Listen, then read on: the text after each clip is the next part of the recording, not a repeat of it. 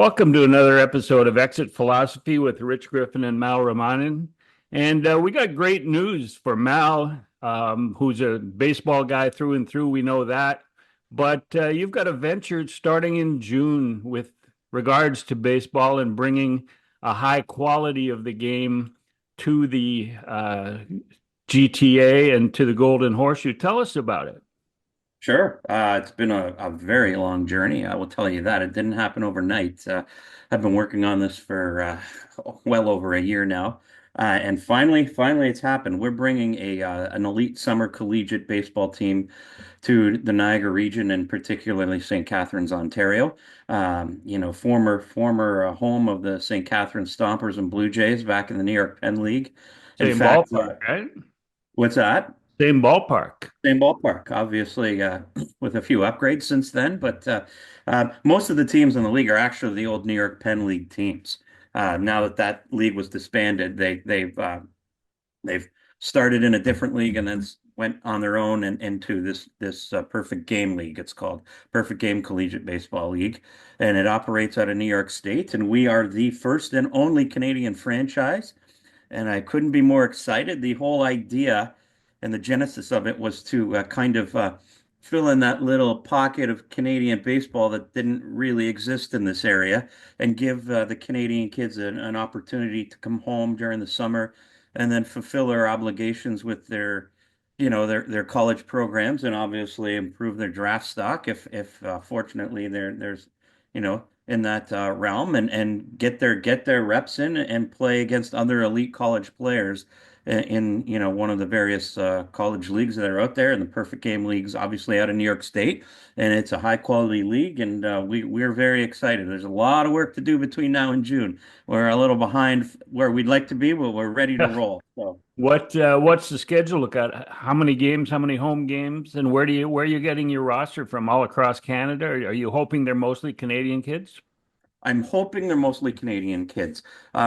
I will say, and I think we'll be fine filling that. I mean, we're a little behind in recruiting just because we're an expansion franchise, and there's always a few extra hurdles you don't anticipate. So we're getting going now. But yes, I mean, we are targeting Canadians. Obviously, we if we'll take on all comers if we feel it's a right fit. And it adds to what we're doing with the program. But the whole idea of it is to obviously fill it and highlight how far Canadian baseball has come, and then add to where we can take it. So if we have an opportunity to highlight these Canadian players, especially from this area, that obviously can come home and play close to home.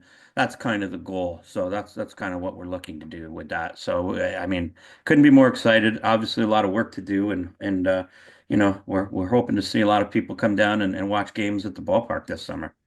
How do people get some information, some additional info on as it unfolds, like schedules and anything they need to know? Yeah, of course. You can go to our website. Our parent company is called Dead Red Sports and Nice. Entertainment Group. Yeah, yeah. And if those that don't know, it kind of for me tied in what I'm all about. I mean, dead red fastball when you're sitting dead red in the game. If you play the game, you know what that means. You're sitting dead red on a fastball. But it also, I could tie in my love of music and with the logo that we designed. I think if you go there, you'll see.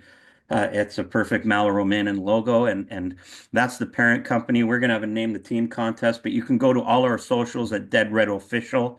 We're at Insta and Twitter, and obviously we'll be adding more as we go. So anybody can find us there. But deadred.ca is our website, and you can find all the information you need there, including the name the team contest and all you wonderful sponsors that want to join us. There's information there for you as well.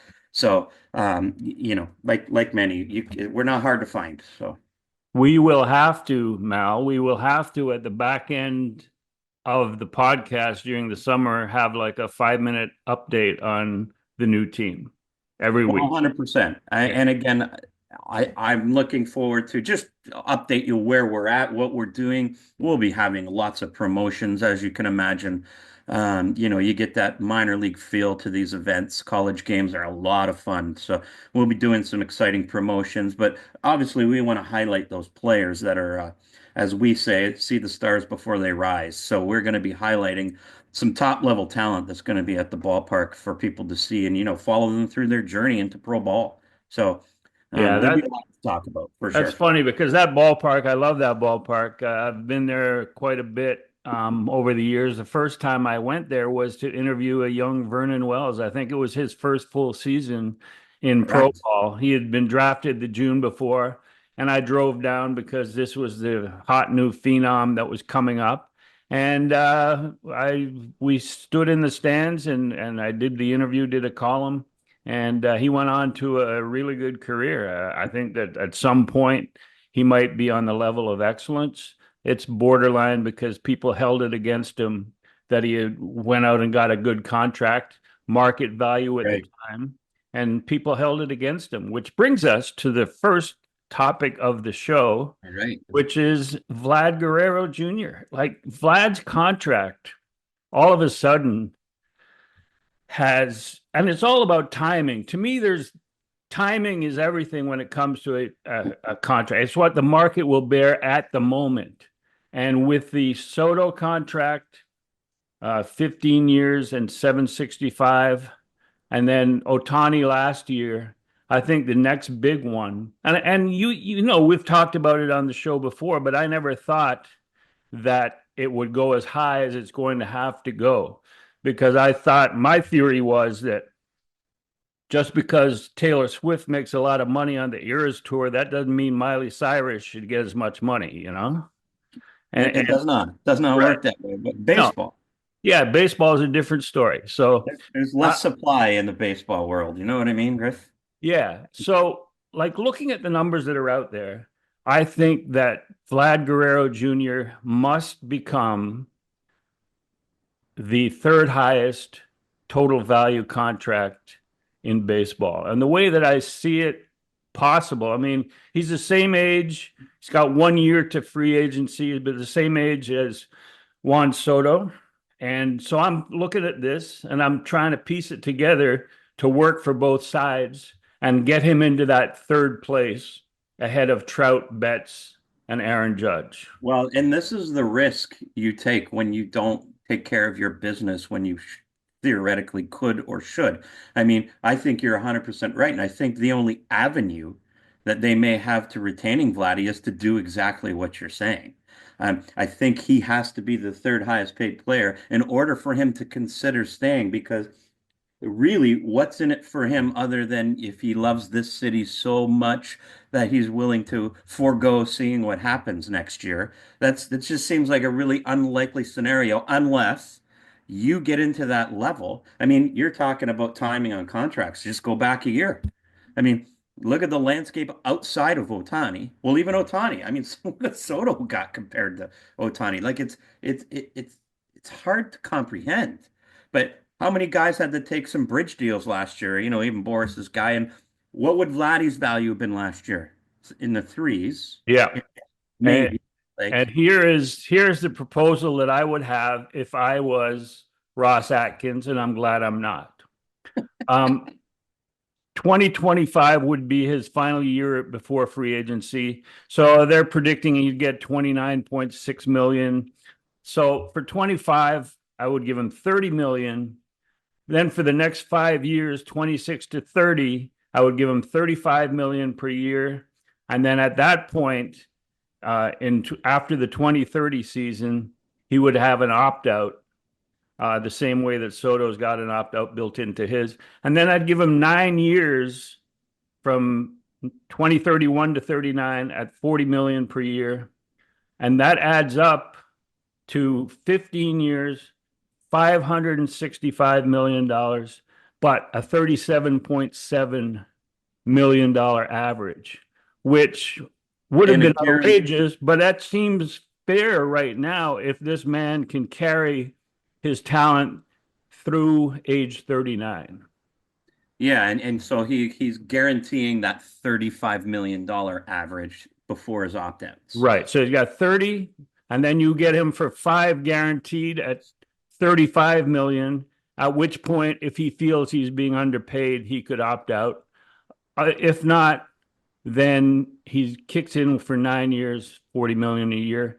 And who knows what it'll be at by that time. Right. But, Right. there's been no slowing down the upward curve of major league salaries at this point.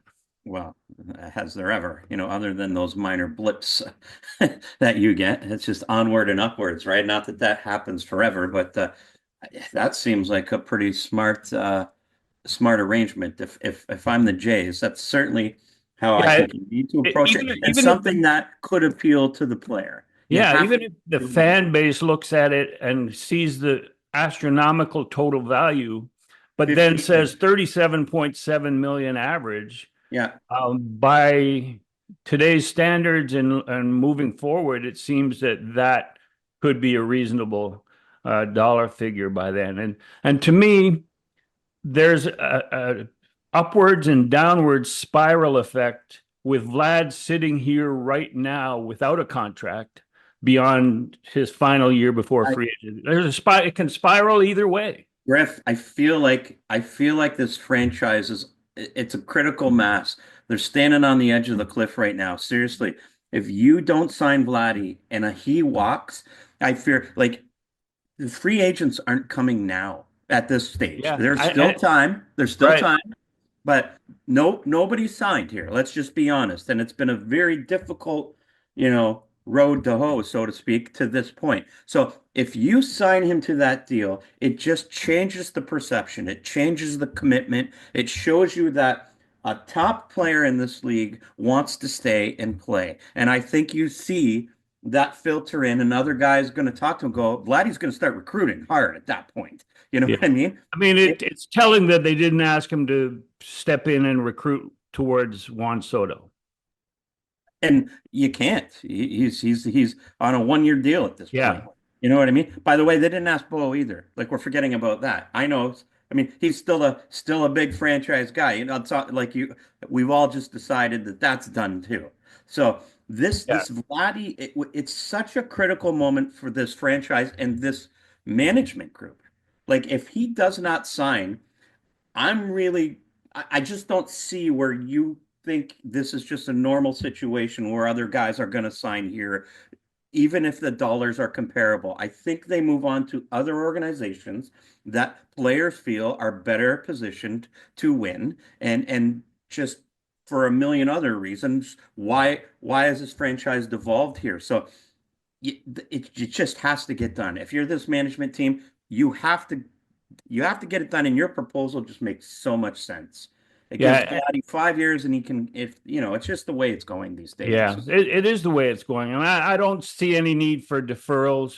The Dodgers are different because they always planned on adding more and more players of that value.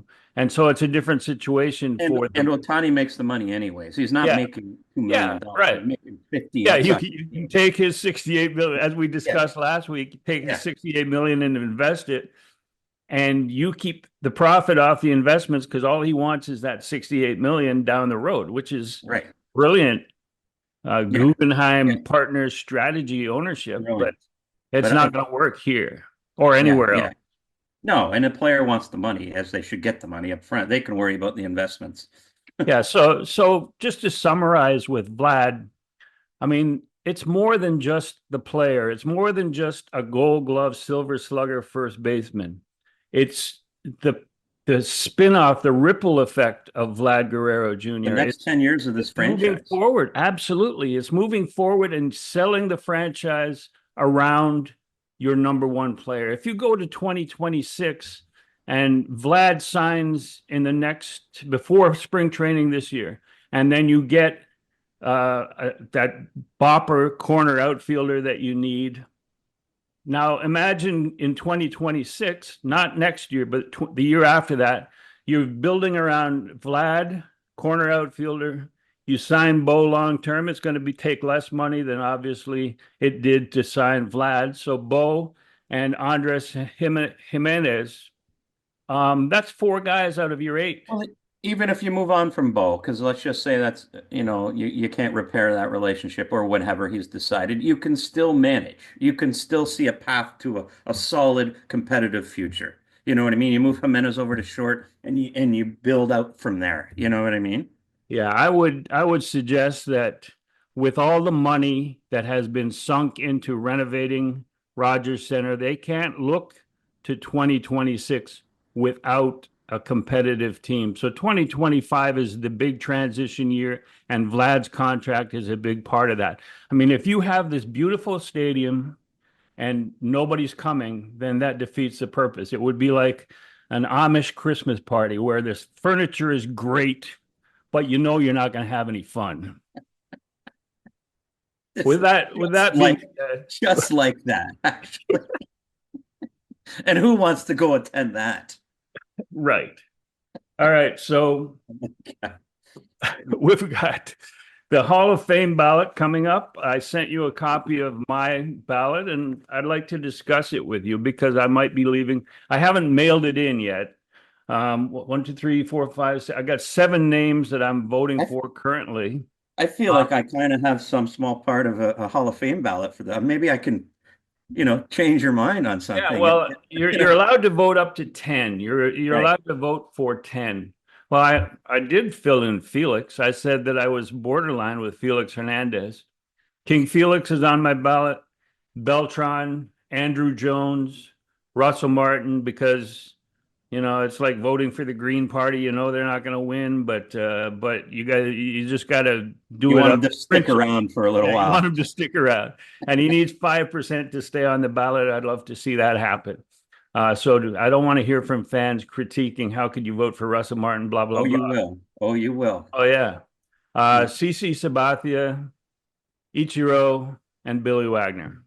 It's my 7. And you're looking at the ballots. Do you have I any am. names that you would add Add. I don't know if I'd or add disagree much. with that I put? I'm not there with King Felix. I mean, I love the guy. I just don't think he was good enough for long enough. You know what I mean? Yeah, yeah. Not that he There's pitched that. forever. He Sure. pitched forever, but I think he falls just short of my ballot. Beltran, I think, is up for discussion as well. I tend to get more selective, but I mean, that's not right or wrong. I think if you look at the state of the Hall of Fame these days, they've been more inclusive than exclusive with everybody that gets in. And Yeah. that's not saying there's anything wrong with that. It's if that's how people want to see it, and that's how they get to see it. So I would question Beltran and King Felix. Without, I mean, you always get back to the Alex Rodriguez discussion. I mean, Yeah. he's one of the great players of the generation, but I mean, in fairness, I totally understand. I wouldn't have him on mine either. But I know many others that would. Um, other guys that keep talking, Andy Pettit's, right? And great players. Mark Burley. I mean, I couldn't love Mark for possibly more, but I think they're just not there. Yeah. To They're me, just not there. Andy Pettit was not ever the ace on his pitching staff. He was always second, the second starter or the third starter. I don't You know know, if that's his fault, but he pitched on yeah, it great. was not his fault, but Yeah. if he was better, he could have been somebody's ace. Well, he was a pretty darn Also, big game pitcher, though. If you yeah, for factor sure. that in, like you, Also, I came to this conclusion when the commissioner's office or the commissioner um, mandated testing for steroids in '04. Anything after '04, if somebody's caught for steroids in my book, I'm not going to vote for him for the Hall of Fame. And so I think Pettit post '04 might have been involved somehow. I for know sure, that no Roger question, Clemens was because no he said question. his wife had to get in the swimsuit issue at Sports Illustrated, so he gave her steroids, and it wasn't his, it was hers. There's the classic throwing under the bus right there. Well, if that isn't a character flaw right there, you know what I mean? But That's I like mean, sleeping good. on the sofa for a year, right there. I'm sleeping on a new sofa. But yeah, so I mean, you need personal guidelines, and to me, that was one, and that's why Manny Ramirez never got on my ballot. Although Manny was a classic uh, overachiever in terms of people didn't realize what a good hitter he was and how hard he worked at his craft.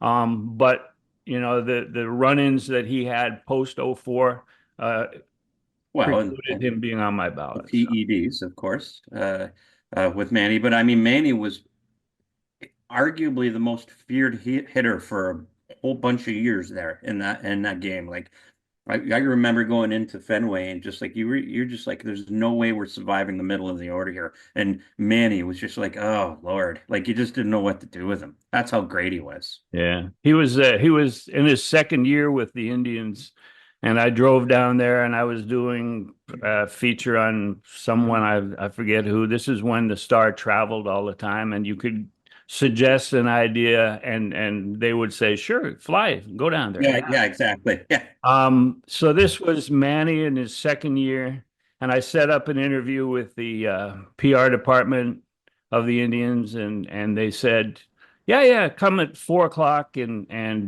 you can talk to him." And then at 4 o'clock that day, he comes up, and I think it was Bob DiBiasio or Bart. It might have been sure. Bart Swaim. Um, and they go, "Manny's not comfortable talking in English, so he won't be doing the interview." And I went, "Oh, that's a shame. That sucks." And then I Yeah. went and read his biography. He went to George Washington High School in the Bronx. I don't know how he graduated, but it struck me as slightly He is humorous. odd. I'll never forget that home run he hit in Yankee Stadium when he first came up. I mean, that put everybody on notice there with Cleveland. That was something. But, Yeah. so you went all that way to just hang out in New York Oh City. yeah. Yeah. I think For you. I might have done Kenny Lofton or something after that. Yeah, well, yeah, you got to come home with something, Yeah. right? I mean, he went to Arizona University. His English was fine, borderline, but fine. Borderline at that time. So yeah, the Hall of Fame ballot. I think fans mistake the amount of effort that the writers put into it. It's a Oh, for sure. responsibility, and like there's a lot of research that individually goes into it, and there might be some people that I mean, I remember one guy voting for Dave LaPointe because he was a pirate. And I'm going like, okay, he's not going to last. He's not going to be on the ballot. But you hate to see a guy get 0 votes out of 500, and So you you need get 5% to stay on the ballot. So Dave LaPointe. the fact Wow. that the fact that Joe Carter, for example, he had a watch party at his house with family and friends, and they were waiting for the call from Jack O'Connell to say you're in the Hall of Fame. And his first year on the ballot, he didn't even reach 5%, which I thought was, I didn't think that Joe Carter was a Hall of Famer. And how do you tell 5% of the voters to go against that feeling? If they all feel that he's not a Hall of Famer, he's not going to get 5%. So it's not like a Right. ranking system where you go Right. 10, 9, 8, 7. So that's why some guys get passed over in the first ballot. I'm glad to see Mark Burley still on the ballot. We talked about him last week, and Yeah. he's a lot of people's favorite athlete to deal with because he treats it like it should be treated. Right. Um, Right. and he also combined that with a high level of skill. So Right. with very few physical tools that you would think would lead you to the Hall of Fame. So he had all that going for him. He's still on the ballot. He's never going to get in, but I love it. Yeah, me too. I agree. Um, so those ballots have to be in by December 31st via Well, maybe if mail. anything, I convince Via you to take mail. that I I should don't. convince you to take Felix off the ballot. I can do that. I could white out, Sorry, Felix. Sorry, buddy. but I don't even know how to lift my hand on a conference call. So what do I know? Yeah, chances are it's not changing. Yeah. Um, yeah. So they have to be in by December 31st. Be sent via mail. I'm hoping the postal strike is over by then. But next topic that we go on to is the Jays catchers. I'd like to compare top 5 lists of Jays catchers all time. And That's my your first point down. before we get into that, my Yeah. point is why, in your opinion, you were there longer than I was working for the team. Why does it seem that the organization has such a struggle developing their own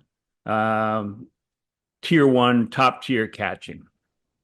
Well, I mean that I don't even know if I could give you an answer to that. I mean, I think the real fair answer to the organization is it's hard to develop tier one catching for anybody. I think developing tier one catching, it's one of the most difficult positions to play in sports. I mean, your focus is so much on receiving and catching that you find often your offense kind of deteriorates at some point. So all these guys, look at Rushman in Baltimore he regressed even last year a little bit as far as his offense. So I mean, how many true great catchers exist, say, as opposed to the 70s and 80s when everybody had that, you know, grade one type of catcher for the most part. It's a difficult thing. Now, they've not done well, the Blue Jays. Do I have an answer for you? No. I mean, no. I don't know what to tell you. Maybe they But just haven't drafted. Well, they have drafted guys high enough. I mean, they just haven't panned out, right? yeah, Josh I Bell. got a list of 16 catchers that they've developed who have caught minimum 10 games in the major leagues for them or for someone else. Um, Kirk, Danny Jansen, Reese McGuire, Riley Adams, Gabby Moreno, JP Arancibia, Carlos Delgado. I put on there. He never caught 10 games in the major leagues, but they Yeah, signed him as was a a, catcher, but yeah. yeah, Pat Borders, Gino Petrali, Greg Myers, Randy Knorr, Sandy Martinez, Josh Phelps, who was ended up being a DH more than he caught, yeah, right? yeah. Kevin Cash, the better manager than he is a catcher. Guillermo Quiroz, Eric Katz, who does a podcast, right? Kratzy. Yeah, And so that's it. he's a better podcaster than a catcher. Yeah, right. Yeah. So that's, I mean, that's not a, And frankly, a lot of those guys were drafted high. Like yeah, like like they were. You had high hopes for all. I can remember, when Josh Phelps, you're like, oh my gosh, you know what I mean? Like, how about JP, Aaron yeah, Sebia? I mean, yeah. he looked like he was going to be the next thing. You But know, JP Arancibia is brings me to the next question of, and you brought it up earlier when you were speaking of the catching situation. I think he focused more on his offense than he did his defense. I think he was prouder of his 2 home runs in his debut with Brandon Morrow than he was catching a shutout. In he fact, should he, he he should have yelled at me one time for asking that question. focused more on his offense. Yeah. Yeah. No. Well, I mean, okay. When you're This game is focusing on your hard. offense, when you're focusing on your offense and it disappears and you haven't focused on your defense, then your career is going to be cut short. And it was cut short. And Yeah. I mean, he was supremely talented. And I mean, I've got a lot of love for JP Aaron Sibia. I really do. But yeah, I mean, yet another. That's why I say, like, it's so difficult to stick around in this league and be, there's not too many Buster Posies and Yadier Molinas and those types of guys Yeah. that you find it, or Salvador Perez. You know what I mean? Like, ooh. What about moving forward when the robo ump comes in? I saw a Well, video on see, MLB Network. On MLB Network, I saw a video of the Mets catcher. I forget what his name was. He was practicing framing. He was glove down to glove up into the zone, and it was such obvious framing that is not going to help when the robo umps come in. Well, and see, so here's I was going to bring that up. That changes so much for a catcher. Now he doesn't have to concentrate so much. The defensive part of the game is heavily reduced when you bring in a robo. So maybe you're going to find that you can put guys back there with less skill who can hit, and Yeah. you're going to see that next wave of big hitters behind the plate. I mean, I am so opposed to robot umps, but I mean, again, I don't think it adds to the quality of the game. Anytime you add that kind of element and more stoppages, more replays, more fake drama, I mean, it's just it takes away from what the game is. Yeah. You know I that. totally agree. Yep. I mean, you talk. I remember talking to Russ about it, Martin, and he's just like, "Well, what's the point? Like, what's the point of me being back there? It's Yeah. just a catch and throw How game."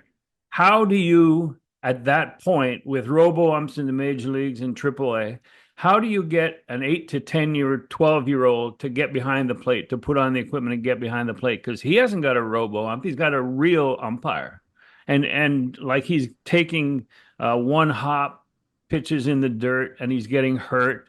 And meanwhile, there's big galoots who can hit home runs 480 feet who are going to be a catcher at the next level because they don't need to frame. They don't need to be able to do anything except hit and maybe block a ball in the dirt.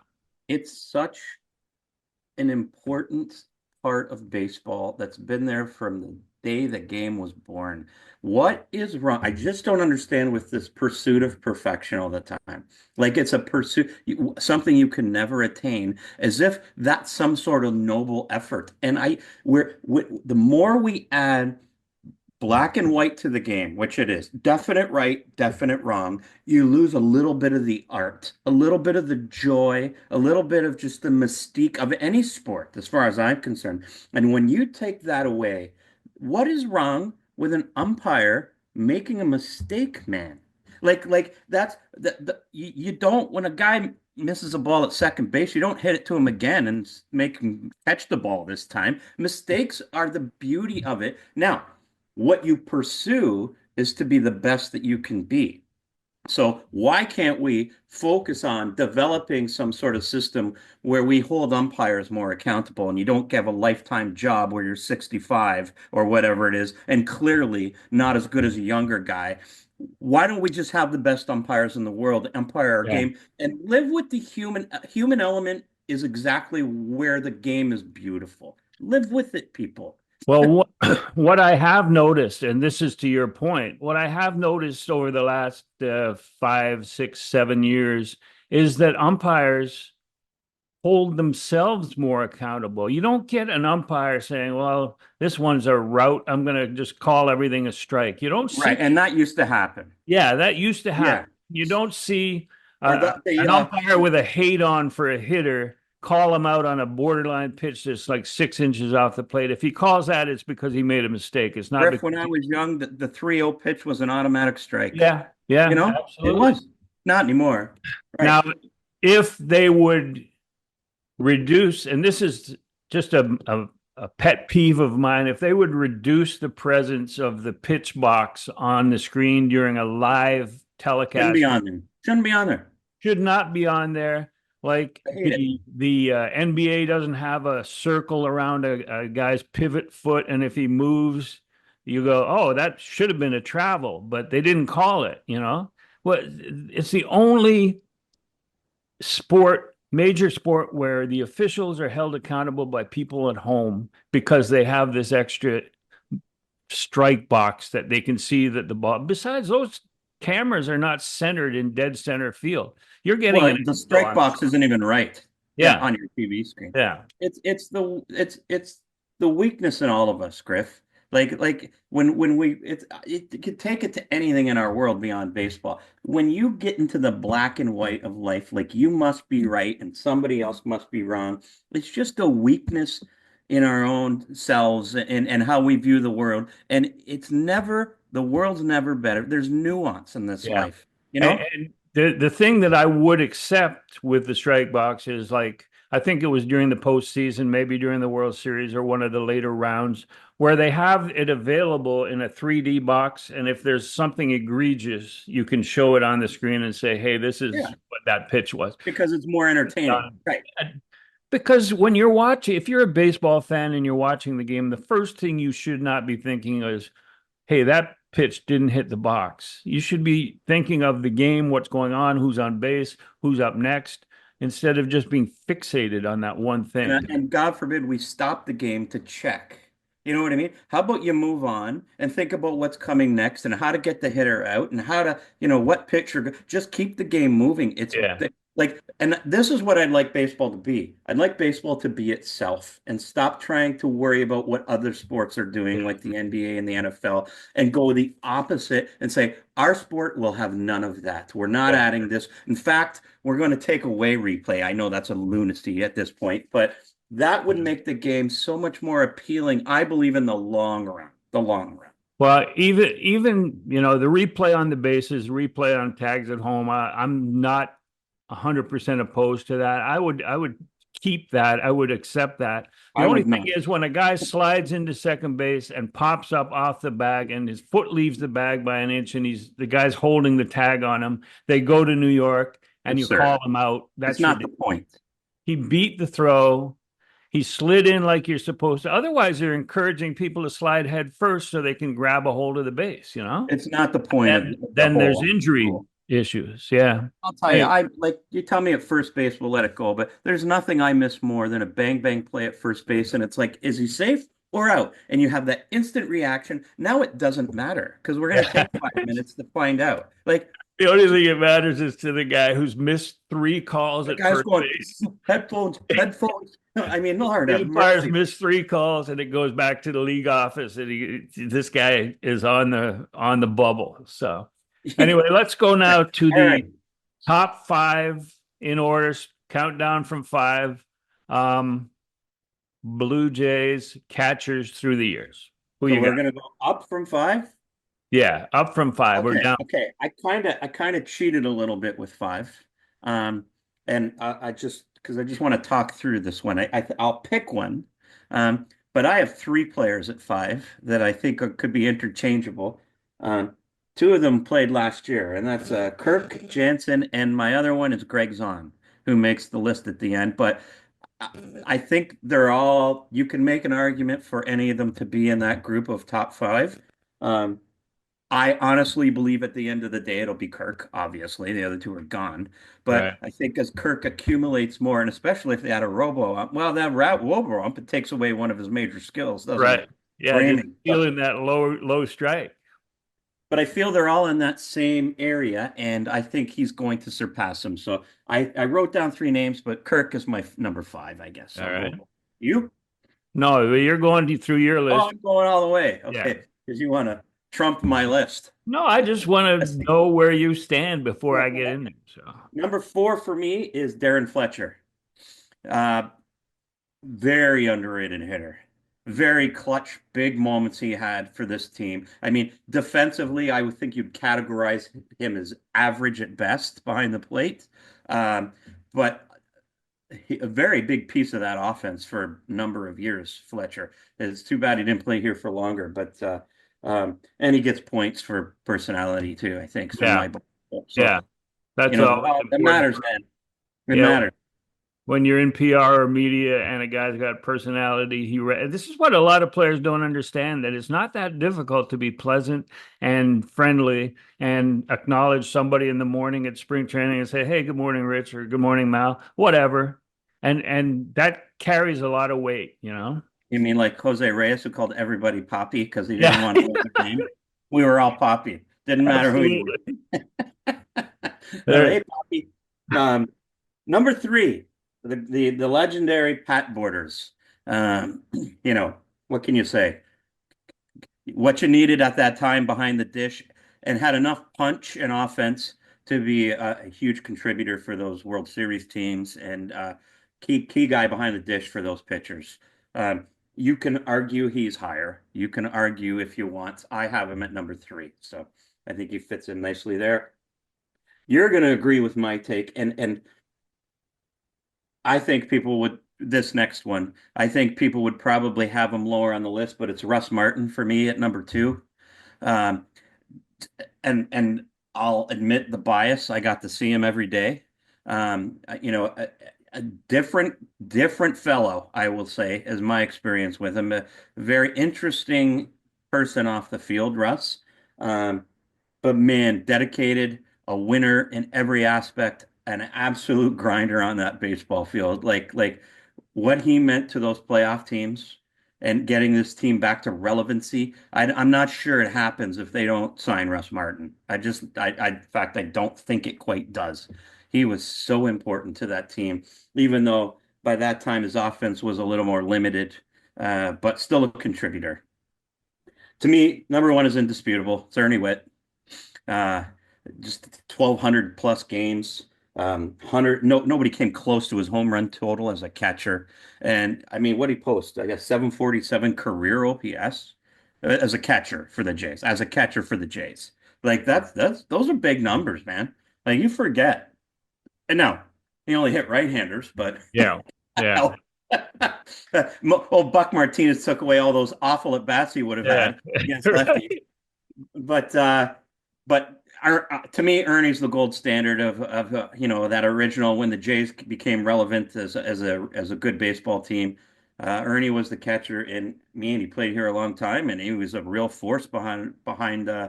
He was an average catcher, but Yeah. his stick was big. I mean, his stick was big for that team, no Yeah. question. That's Yeah. my list. Here's my list is number five, I got Danny Jansen. And as you point out, I mean, I didn't put a slash Alejandro Kirk. And I think Kirk, if he's here 2 or 3 more years, is going to surpass Jansen Yeah, and move way farther up on that of list. course, I think. But there's questions as to how many games Kirky's going to be able to catch in a full season because I'm not body shaming anybody, but if you walk past his As you locker, shouldn't. no, hell no. Yeah, right. You walk past his locker and he's got his shirt off. You're going, oh my God, this guy's going to catch 100 games. I don't know about that. The answer's no. Yeah. Number four on my list is Greg Zahn. At the time, I mean, Yeah, the impact to that team, which really didn't go anywhere right. postseason wise, but he was a switch hitter. He handled pitchers fairly well. He was just at a time where he couldn't stand out. But if you were there every day watching him, you appreciated his presence and what he did 100%. on those teams. 100%. So he would be my number four. Number three, I got to go with Pat Borders.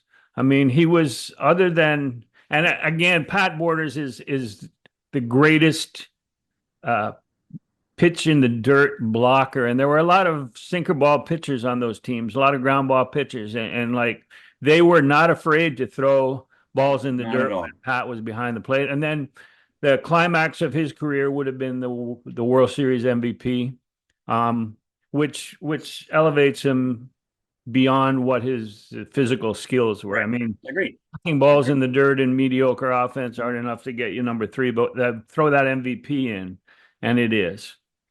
Number two for me would be Ernie Witt. I didn't see Ernie Witt. He's a friend of the program. He's a friend of the podcast. Yeah. Been a guest, but I didn't see him play as often because by 92, 93, when I was covering the World Series for the commissioner's office, it was Borders. And so like all I did from down the road in Montreal was hear about Ernie Witt. And I love the guy because I've covered all those World Baseball Yeah, for Classics and sure. he's been the manager. Yeah. But he still is number two on my list. And number one is Russ Martin. To me, a guy that catches 7 years in a row with four different teams and every team goes to the postseason. Unbelievable. That tells you something. And two of those years, of course, were 2015 and 16 with the Jays. And despite the fact his career didn't go much longer, I think he was three years with the Jays. Right. He's still number one on my list because I remember interviewing him at spring training for the Star, and he wasn't going to the World Baseball Classic as a player because it was his first year in Toronto with the Jays, and he wanted to learn the pitchers.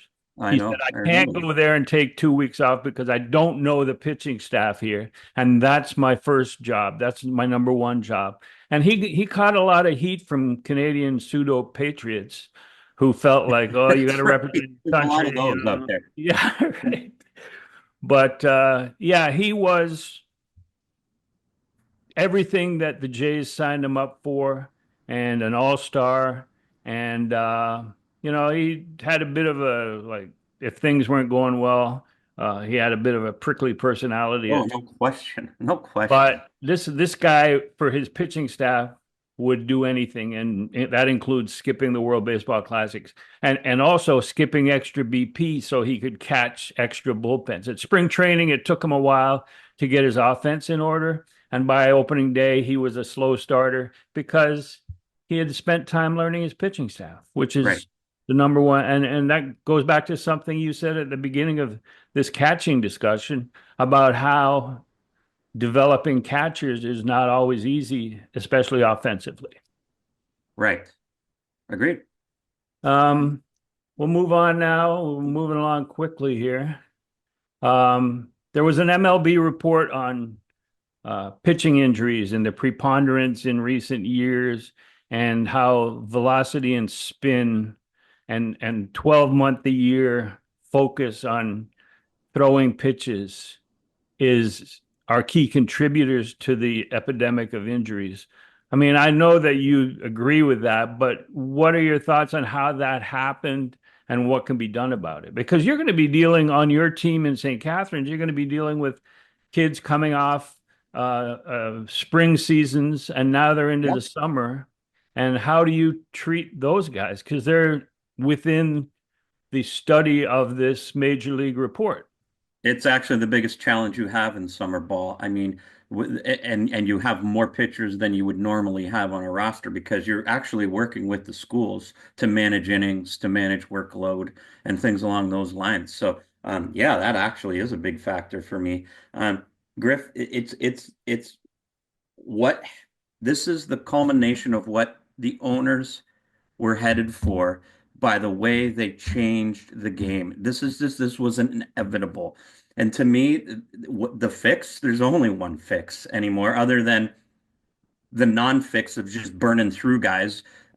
You can do a lip service and try to pretend you're going to do something that, and I think teams actually, would like to reduce that. But the only reason this is here again, and I know it's just owners sold out to the home runs and they all reduced the size of the ballparks. And when you did that, pitchers couldn't afford to have contact anymore. Contact meant bigger, stronger hitters hit home runs really easily. So guys focused on stuff and velo and so we have strikeouts beyond anything we've ever seen in the last since the velo spike. Baseball didn't have strikeouts like they did. So if you can't afford to have the ball put in play because every park is a bandbox, I don't see what the solution is. It is increase roster sizes and live with the Tommy Johns. It's live with the injuries because you just bring more pitch. And I think at the end of the day, you hurt your product because people can't attach themselves to players. So outside of that, when the first study they did a long time ago was like, innings, and everybody focuses on innings. Everybody, well, that's really not where we're at now. It's torque, it's velo, it's focusing on stuff, it's doing it 12 months a year because the only path to the big leagues is to have all those things at your disposal. There are no get contact pitchers anymore. You can't afford to really have those guys anymore because they just can't live in this world of small ballparks and no foul territory. Yeah. Like, Yeah, right. That's because foul balls that are caught pop-ups are not exciting to fans or ownership, or they don't pay off for anybody. But but no foul territory means people are closer to the field and you get more balls out of play in foul territory, more home runs, more doubles, more. But to me, one of the big issues is the reward for being a major leaguer. When it was steroids, people were warned, but that was part of the Major League Baseball. They warned kids, stay away from steroids because as you get older, you'll be sick and you die early and you're this and you're that. But the lure of making it to the major leagues, people were going, screw that. I'm going to the big leagues. And the right, same thing with torque and velocity. Like when the major league minimum salary is $740,000, and if you're at double A, you're making what, 35, 40, 50,000 right, right. on the way Nothing. up. Zero. If you've Nothing. been to the majors and back to triple A, you're making more money. But it's a huge difference. You're not making it anywhere It's close not to life changing. Yeah. 40. So now you go, oh, well, you won't be able to wipe your ass when you're 35 Somebody because, could wipe it for me. yeah, right, I'll hire Yeah, somebody. yeah, yeah. But it's just the lure of being a major leaguer and the encouragement in this regard pitching. Like I think teams used to just turn a blind eye to body change because of steroids. You'd go home, you'd work at your local gym, you'd get juiced up, you'd come to spring training and you'd say, well, I worked out all winter and I put on 15 pounds of muscle. Right. Yep. And then the teams would go, oh, yeah, okay, Great. fine, that's great. Yeah, great. Now Good you got work. a chance to play every day, until your bicep rips, because your body frame couldn't support Correct. weight. Correct. Correct. But to me, like teams with their laboratories and how you can change your delivery to add 5 miles an hour to your fastball, and how a different grip and a different motion will produce more of a spin rate. So major league organizations are not innocent in this regard. Oh God, no, they're the man with the Yeah. culprit. And so like it's never seen as a disaster when someone is announced as undergoing Tommy John surgery, because you give them 12 to 16 months and then you try them again, and maybe this new ligament or tendon or whatever it is going to hold up for another 4 years. So you got a guy doing the same thing, but he's fresh. So there's no disaster linked to Tommy John surgery anymore. It's just No, part of the game, it's because part of the process. you're encouraging it with all the spin that you're encouraging, and the 5 mile an hour extra velo. So that's my thought on that. But Oh, it's true. It's true. And like I said, if they would just go back to making the ballparks bigger, you would see slowly the analytics and the nerds would change their approach to how the game's played. You would just see it change slowly, and that's not happening. So this is what we have. So live with it. yeah, I got a question about the Yankees. And Oh yeah. the Yankees are doing all sorts of things in the offseason. They missed out on Soto, so now they're substituting. And I think they're better off without Soto spending the money elsewhere.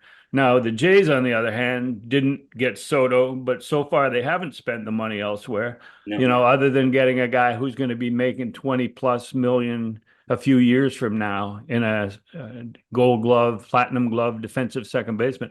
But the Yankees, the question is about the Yankees. Are they better after the departures of Soto, Rizzo, Holmes, Verdugo, Gleyber Torres, Nestor Cortez, and adding Fried, Devin Williams, Cody Bellinger, whose wife is Stan's ex-wife, which could be yeah.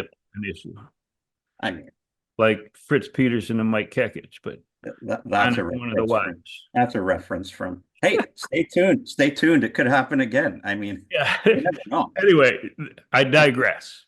Do you think they're a better team, more of a World Series threat now? Because that's a lot of big names that are gone from the Yankees. I think Right? the answer to me, the answer is no, they're not a bigger threat. Are they good? Yeah. Have they done well in losing out after Soto? Yeah. The Blue Jays should take notice.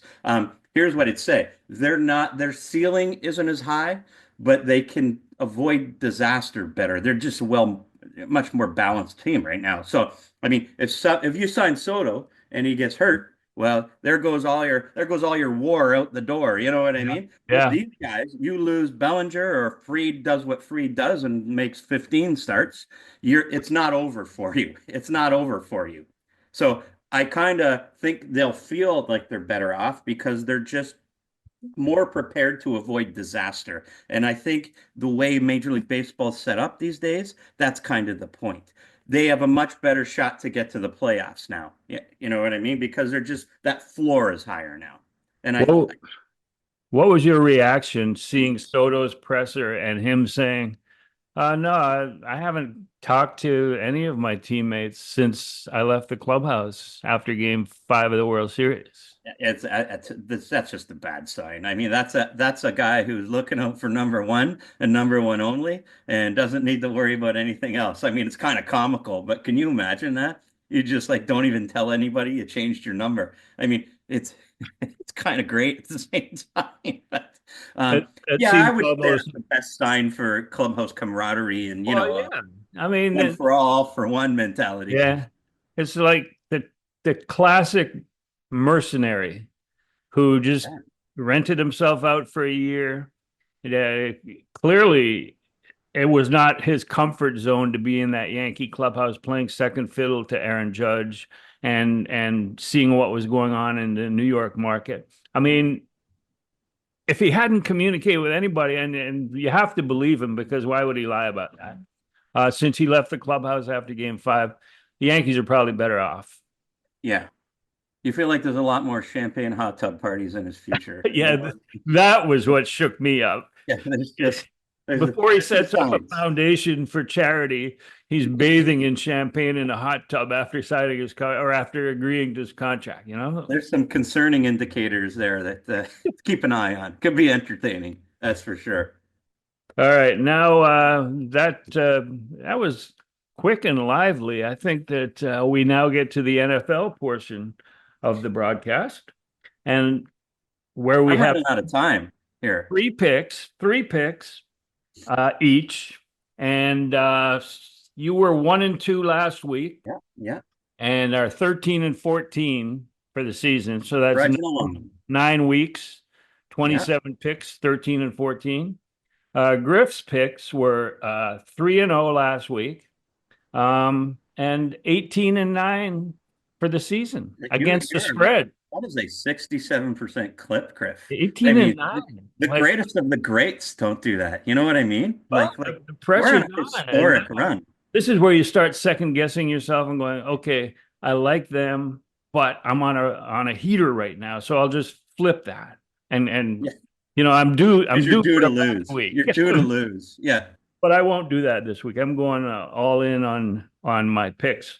So again, using the CBS Sportsline numbers, who is, and it's in no particular order, just three picks. Who you got first? My first one is the Houston Texans going into Kansas City getting 3.5.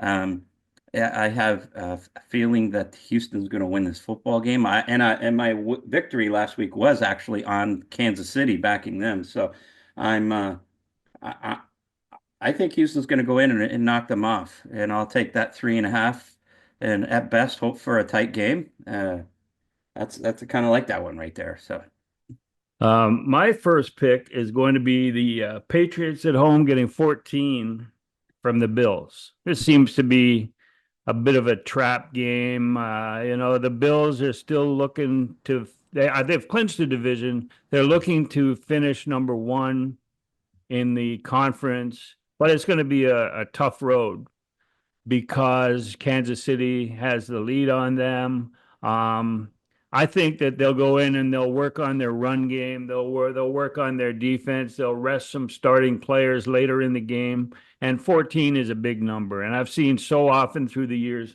that 14, even though a team is far outclassed, as the Patriots seem to be at this point, that 14 leads to a backdoor or just a kneel down at the end of the game when they have a chance to score, that sort of thing. So I'll go number one pick is the Patriots plus 14. and they can't wait to get Josh out of these games right now. So Absolutely. as Yeah. soon as they can, he's coming out. You know what I mean? I'm going to stick with the Saturday affairs and take those Pittsburgh Steelers getting 6.5 at Baltimore.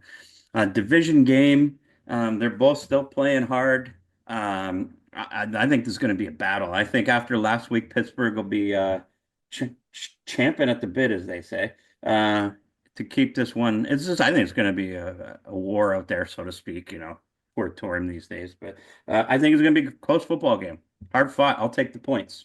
You have gone so far from being so anti-Russ, I know. and Well, now all of a sudden you're backing him on a big Saturday national telecast. and I do not like him, and I agree with that. But in this environment, I think that defense hangs in there against Baltimore. I mean, that's the division game. Okay, my second game But is you going to fair be to call me out for sure. Fair.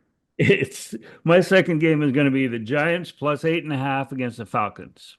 Um, they're sitting Danny DeVito. He couldn't see over the line of scrimmage anyway, so it doesn't matter. And they got Locke back. They do. Drew. Yeah. And the other team is starting their Oregon, was he Washington quarterback, their high draft pick. They're benching Kirk Cousins. Yeah, Michael I Penix. always think that this guy is very talented, but first start out of the box is Yeah. going to be difficult. And the Giants are going to throw things at him he didn't see in the Pac-12 or whatever it was last year. And therefore, I'll take the 8.5 point, more than a touchdown. And to me, that's not just a Drew lock, a mortal lock. That's right. The locks are all over this. For my third lock of the week, I'm taking some more points. And I'm taking the Washington Redskins, getting 3.5 versus the Eagles. They're at home. Commanders. I said Redskins, jeez. That's how old I am. My Yeah. apologies, folks. But forgive the Yeah, you're insult. politically incorrect as always. As always. Yeah, that's right. I'm going to work on that by summer. Uh, I'm taking the Commanders or the Washington Football Club 3.5 versus the Eagles. Again, getting the hook. Um, I think the Eagles are a candidate, even though I do like the way they're playing, and I think they're a Super Bowl contender. I think I'm counting on another tight divisional game, and that half, the hook, is what I was looking for. So give me Washington. What do you got? My final game is going to be the Dolphins at home giving one to the 49ers. I think the 49ers have a veteran team who know that their goose is cooked in terms of the postseason. They're traveling cross country. They got Mr. Irrelevant under center and a bunch of guys not playing, skill players not playing. I think that this is a perfect opportunity for that nut of a coach for the Dolphins to shine and throw in some trick plays and Tua to have a decent game. And Miami is going to end up around 500. And Right. to do that, they need to win this game. And so that's my third pick. Miami -1 against the Niners. Okay. I love it. Well, if history means anything, you better bet those Griffin picks. That's for sure. I mean, we're So chasing 70% here. I mean, yeah, this is people wouldn't believe you if it wasn't officially yeah, documented. I right. call you out You on can that go, nonsense. speaking of which, you can go back and check out on griffthepitch.com. You can find all my columns that I've written over the last 2 years, all of the interviews that I've done with ex Jays and ex expos, and all of our exit philosophies. And so you can check out and see what our picks have been and where we screwed up and that we're telling the truth. That's So Mal, I hear you've got a lot of work to do with your new ball I'm club. heading to the ballpark right now. Yeah, well, So that's great. And congratulations on that team. If there's anything we can do to help recruit players, get the word out, let's do it. Let's work together on that. And yeah, for sure. congrats and good luck. Thanks. Thank you. And See you next week. thanks for everyone for listening. And we will be taking next week off because of the Oh, Christmas that's break, correct. and then early January we will be back. We're And going to pick Blue Jay signings. I might ask Mal for his 3 picks next week and just post them on Twitter or Blue Sky Well, or Facebook or wherever. I want your picks for sure. So Yeah. we better do that. So, All right, Mal. all Appreciate it. right. Thanks See you, everyone for listening. everybody.